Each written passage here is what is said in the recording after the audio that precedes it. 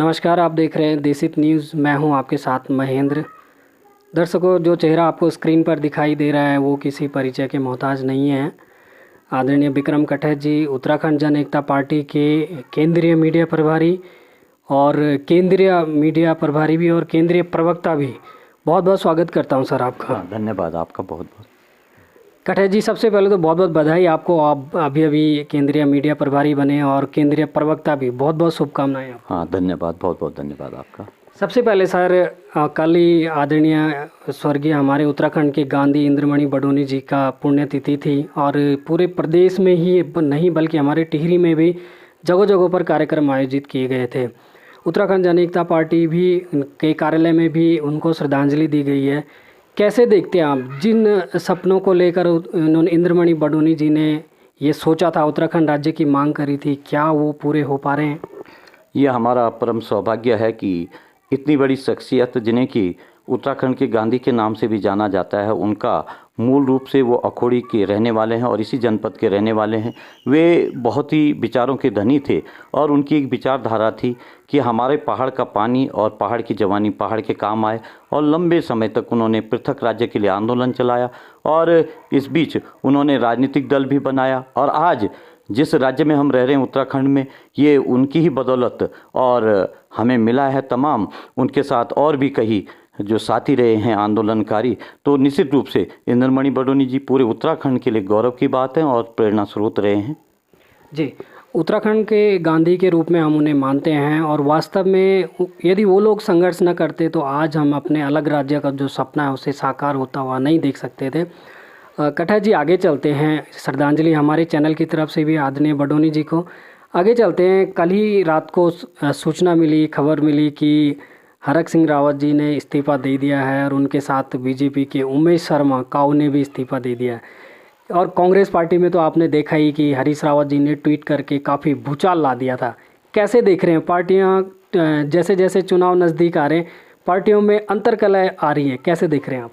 आज जैसा कि हम मानते हैं कि अलग जो राज्य बना था, इसके पीछे एक मूल कारण था कि यहाँ के लोगों को रोजगार मिले। और जो भी बड़ी पार्टियाँ, राष्ट्रीय पार्टियाँ हैं, वे चुनाव में इस बार घबरा रही हैं चुनाव लड़ने में और वे अपना कहाँ वो सुरक्षित हैं वो इसको देख रहे हैं। तो इन दोनों पार्टियों का अंतर्कलह है। जहाँ तक मैं जनता के बीच रहता हूँ तो उत्तराखंड की जनता जो कि यहाँ पर, क्योंकि हम जानते हैं कि यहाँ पर संसाधन बहुत कम है और रोजगार के लिए लंबे समय से संघर्षरत है। और मैं देख रहा हूँ अपने प्रदेश में भी जिस तरह से बेरोजगारों की फौज खड़ी हो रही है, निश्चित रूप से ये इस छोटे राज्य के लिए अच्छा संकेत नहीं है। और इसी कारण हमने एक क्षेत्रीय दल का गठन किया है, उत्तराखंड जन एकता पार्टी का। और निश्चित रूप से हमें इसमें जन का, सभी लोगों का अपार जन समर्थन मिल रहा है। और हमारा जो मुद्दा है, हम केवल रोजगार की बात करेंगे और प्रदेश को कैसे आगे बढ़ना है, कैसे यहाँ पर संसाधन जुटाए जाने हैं, उसकी बात करेंगे। और निश्चित रूप से इस प्रदेश से जो पलायन रुके उसकी हम लोगों से बात कर रहे हैं, तो हमें इसमें अपार जन समर्थन मिल रहा है। और जो भारत और भारतीय जनता पार्टी और कांग्रेस की ये अंतर्कलह है, जैसे जैसे चुनाव आगे बढ़ेंगे निश्चित रूप से ये और आगे जाएगी और कई नेता पाला बदलेंगे। ये उनका आपसी मामला है। हम तो केवल उत्तराखंड की जनता का दिल जीतना है और रोजगार की बात करनी है। हम चाहते हैं कि नवयुवकों के, जो हमारे नवयुवक हैं, उनके हाथ में रोजगार हो और वो बेरोजगारी की मार न झेलें। और इसीलिए इस दल का गठन किया गया हमारी ओर से। कटहर जी, अभी आपने बात की रोजगार की, हम उत्तराखंड जनपद की बात करते हैं। कोरोना काल के दौरान उत्तराखंड के टिहरी जनपद की अगर हम बात करें, जहां पर हम बैठकर बात कर रहे हैं, कोरोना काल के बाद यहां पर 65,000 युवा बेरोजगार होकर वापस आया है। क्या उन युवाओं को रोजगार देने के लिए भारतीय जनता पार्टी इस समय सत्ता में, उन्होंने कोई सकारात्मक पहल की है? क्योंकि मुख्यमंत्री जी लगातार घोषणाओं पे घोषणा कर रहे हैं और अपने बयान देते रहते हैं कि वो स्वरोजगार को बढ़ावा दे रहे। आपको लगता है ज़मीन पर, धरातल पर कुछ इसमें उतरी है योजनाएं? निश्चित रूप से हम देखते हैं कि ये कोरोना काल के कारण जो हमारे प्रवासी जो यहाँ आए हैं, निश्चित रूप से बेरोजगारी का आलम झेल रहे हैं। और सरकार को इसमें जो कार्रवाई करनी चाहिए थी वो पर्याप्त नहीं है।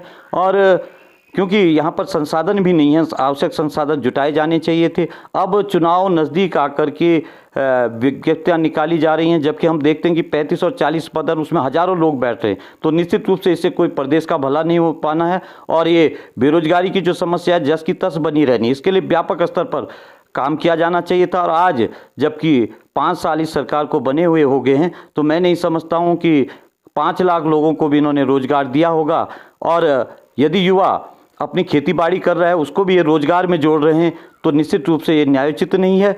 और इस पहाड़ का विकास तभी हो सकता है कि यहाँ के जो पढ़े हुए नौजवान हैं, जो युवा हैं, उनके हाथ में रोजगार हो। और हमारे यहाँ विद्वता की कोई कमी नहीं है पहाड़ में, चाहे इंजीनियरिंग का क्षेत्र हो। हमारे बच्चों ने देश ही नहीं विदेशों में भी अपना नाम रोशन किया है। केवल सरकार को आवश्यकता है इसको प्लेटफॉर्म मुहैया करवाने की। और मैं देख रहा हूँ अब चुनावी वर्ष नज़दीक है, तो रोजगार मेले और इस तरह के लगाए जा रहे हैं। केवल कहीं ना कहीं आप ये मान रहे हैं कि चुनाव को नज़दीक आता हुआ देख ये तमाम पार्टी के जो लोग हैं या सत्तासीन दल के लोग थोड़ा एक्टिव मोड पे आए हैं। हाँ, निश्चित रूप से ये जनता को गुमराह करने का काम कर रहे हैं। और जो रोजगार दिया जाना चाहिए था, क्योंकि इस राज्य की परिकल्पना इसी संदर्भ में हुई थी। मैं उस समय छात्र राजनीति में था और जब ये छात्र आंदोलन आगे बढ़ा तो उसके कारण जब बेतासा जो है बेरोजगारी देखने को मिल रही थी प्रदेश में, तो अलग राज्य की मांग की गई और ये निर्णायक दौर पर पहुंचा। और इसमें कई युवाओं ने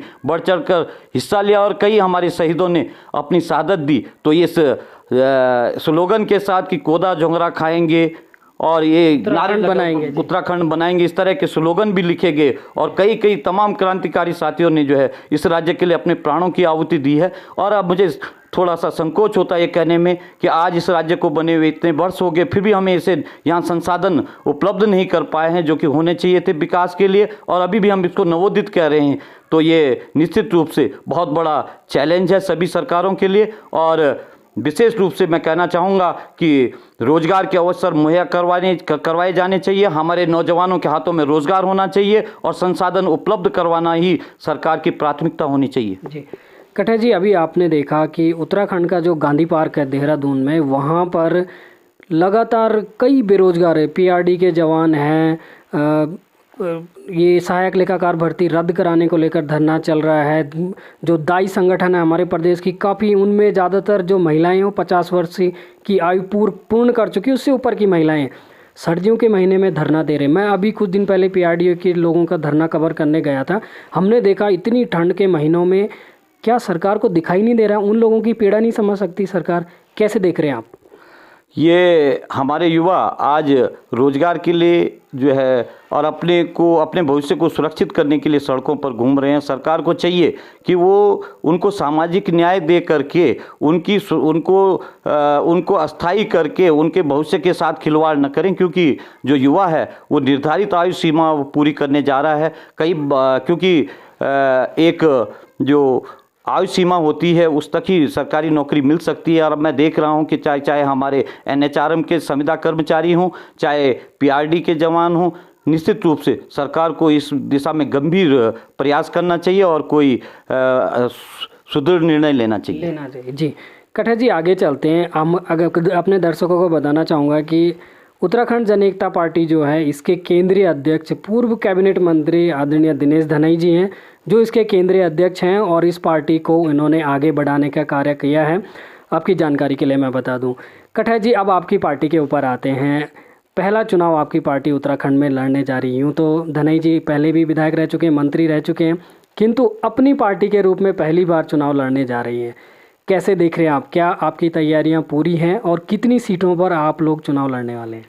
हमारे जो केंद्रीय अध्यक्ष हैं पूर्व मंत्री माननीय श्री दिनेश धनाई जी, उन्होंने अपने जीवन की जो राजनीतिक शुरुआत की छात्र जीवन से की है। वे एसआरटी परिषद के छात्र संघ अध्यक्ष रहे, उसके बाद कोऑपरेटिव बैंक के चेयरमैन रहे, उसके बाद नगर पालिका अध्यक्ष रहे, विधायक रहे, मंत्री रहे। तो उनके पास बहुत लंबा राजनीतिक अनुभव है और उन्होंने उसको समाज हित में ढाला है। और निश्चित रूप से क्योंकि जब ये समझा जाने लगा कि राष्ट्रीय पार्टियों के कारण हम अपने प्रदेश का हित उनको पूरी तरह नहीं सौंप सकते हैं यहाँ पर, क्योंकि विषम भौगोलिक परिस्थितियाँ हैं, रोजगार के कोई साधन नहीं हैं, हमने एक अलग से एक उत्तराखंड पार्टी बनाई है, एक क्षेत्रीय दल बनाया है और निश्चित रूप से धनाई जी के जो तमाम अनुभव हैं वो इसमें काम आ रहे हैं। और धनाई जी ने अपने मंत्रीकाल में रहते हुए टिहरी का जो विकास किया है वो परिलक्षित है, लोगों के सामने दिख रहा है।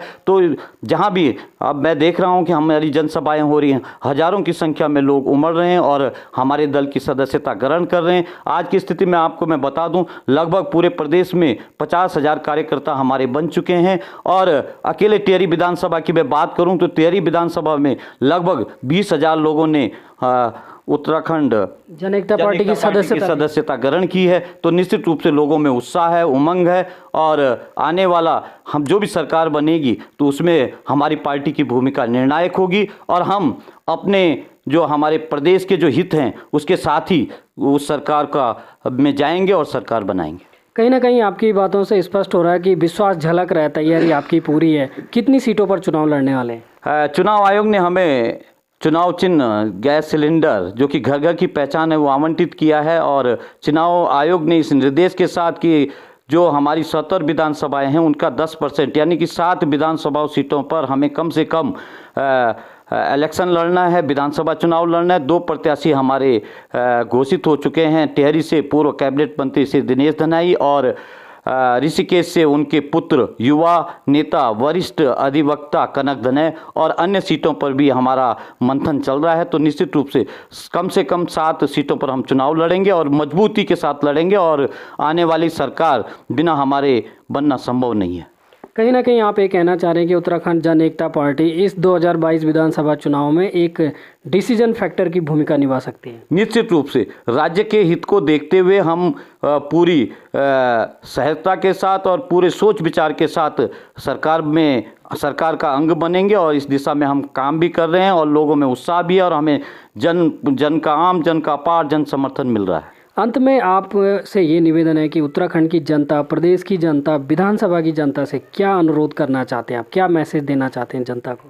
मैं विशेष रूप से अपने प्रदेश की जनता से ये निवेदन करना चाहूँगा क्योंकि ये लोक पर्व 5 साल में एक बार आता है। ऐसे प्रत्याशी को आप दें जो कि आपके हितों के लिए संघर्षरत हो, जो आपके जो नौनिहाल हैं, जो आपका बच्चे हैं उनके रोजगार की बात करे और तमाम ऐसे जो विकास कार्य करे जो कि हमारे आने वाली पीढ़ी भी उसका उपभोग करे। निश्चित रूप से संसाधनों की बात करे और ऐसे प्रत्याशी को आप जिताएं जो कि आपके और हमारे प्रदेश के हित में कार्य कर सके। कटहर जी, बहुत बहुत धन्यवाद आपका, आपने हमें समय दिया। तो दर्शकों, ये थे विक्रम कटहर जी, उत्तराखंड जन एकता पार्टी के केंद्रीय मीडिया प्रभारी। आप देख रहे थे देश हित न्यूज़। बहुत बहुत धन्यवाद आपका।